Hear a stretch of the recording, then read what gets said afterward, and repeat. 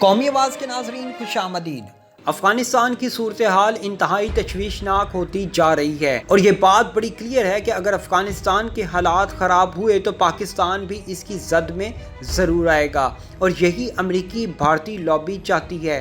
دوستو، آج کی ویڈیو میں آپ کے ساتھ شیئر کریں گے کہ کیسے ایک دفعہ پھر افغان جنگ کی آڑ میں پاکستان کے حالات خراب کروانے کی سازشیں تیار ہو چکی ہیں اور اب امریکی فورسز کے جانے اور نہ جانے کی صورت میں کیسے پورا افغانستان خانہ جنگی جیسی صورتحال میں تبدیل ہو چکا ہے۔ اور یقین کریں، اس وقت ایک دفعہ پھر افغان حکومت، امریکی بلیک واٹر اور بھارتی خفیہ اداروں نے پاکستان کے خلاف کارروائیاں کرنی شروع کر دی ہیں۔ دوستو، ویڈیو کی تفصیل میں آگے بڑھنے سے قبل اگر آپ نے قومی آواز کو ابھی تک سبسکرائب نہیں کیا تو اسے سبسکرائب اور بیل آئیکن پر کلک ضرور کریں، کیونکہ یہ میری اور آپ کی نہیں بلکہ پوری قوم کی آواز ہے۔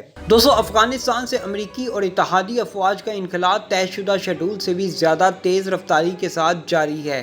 ساتھ ہی ساتھ افغانستان میں دہشت گرد کارروائیاں بھی تیز ہو چکی ہیں، اگرچہ طالبان تازہ کارروائیوں کی ذمہ داری قبول کرنے سے بھی انکار کر رہے ہیں اور افغان شہروں اور قصبوں پر قابل انتظامیہ کا کنٹرول ابھی برقرار ہے، لیکن دیہی علاقوں میں طالبان کی گرفت بدستور مضبوط ہوتی جا رہی ہے۔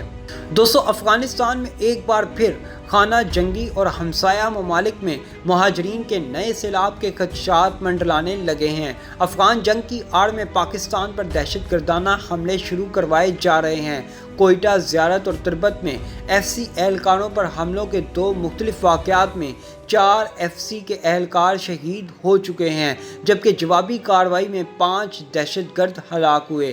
آئی ایس پی آر کے مطابق دہشت گردی کا پہلا واقعہ زیارت کے علاقے پیر اسماعیل میں پیش آیا، جس میں دہشت گردوں نے فرنٹیئر کانسٹیبلری کی چیک پوسٹوں پر حملہ کیا۔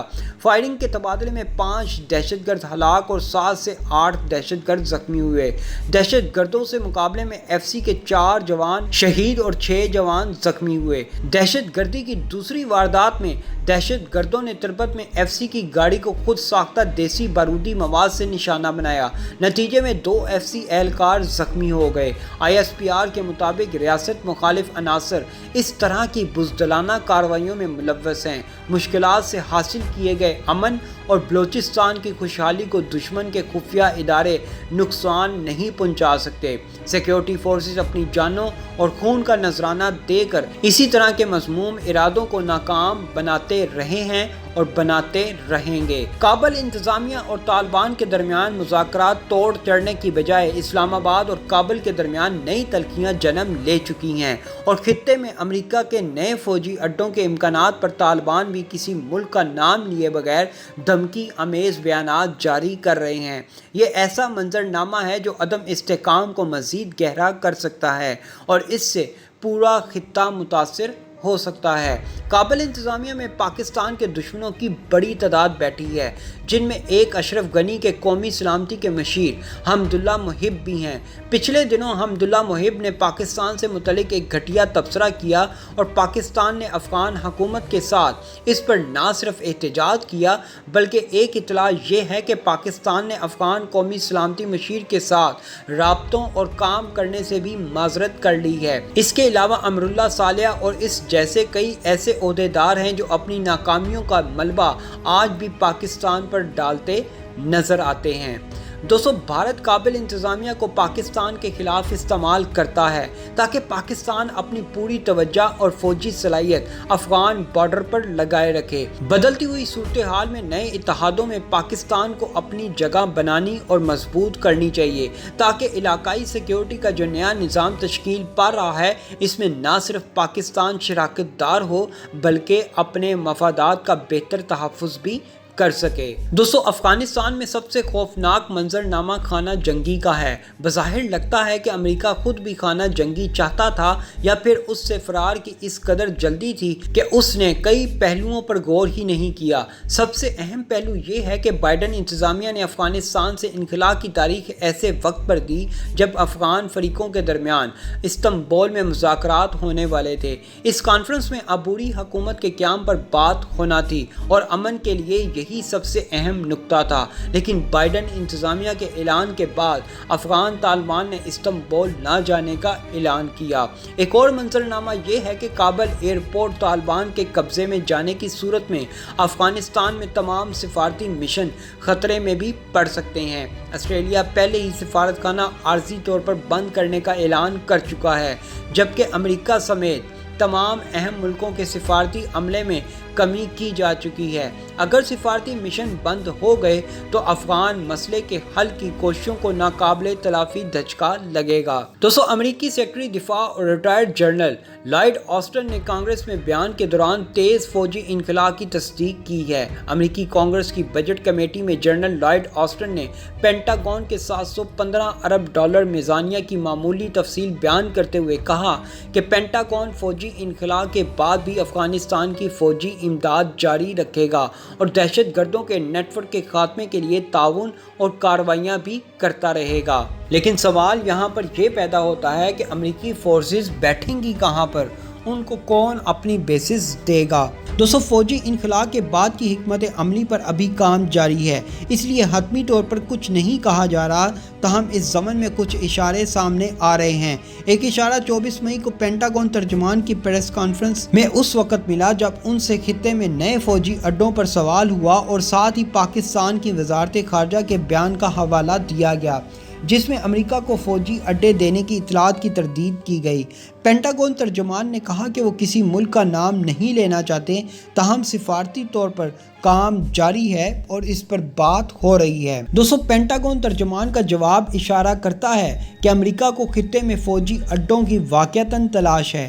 پاکستان کے علاوہ ازبکستان، تاجکستان، قازقستان اور کرغزستان کے نام سامنے آ رہے ہیں۔ ازبکستان اور کرغزستان میں 9/11 کے بعد امریکی فوجی اڈے بنے تھے، لیکن اب موجود نہیں ہیں۔ کرغزستان، قازقستان اور تاجکستان روس کی سربراہی میں قائم فوجی اتحاد کے رکن ہیں اور ان ملکوں میں روس اور چین دونوں کا اثر زیادہ ہے، اس لیے وہاں بھی امریکی فوجی اڈوں کے قیام کے لیے پہلے جیسے حالات نہیں ہیں۔ علاقائی سیکیورٹی اور اتحادوں کی بات چلی ہے تو روس اور چین کے اسٹریٹجک اتحاد اور قربت کو ذہن میں رکھنا ضروری ہے۔ اس کے ساتھ 4 فریقی غیر رسمی اتحاد جس میں امریکہ، جاپان، آسٹریلیا اور بھارت شامل ہیں، اس کو بھی اس پورے معاملے میں نہیں بھولنا چاہیے۔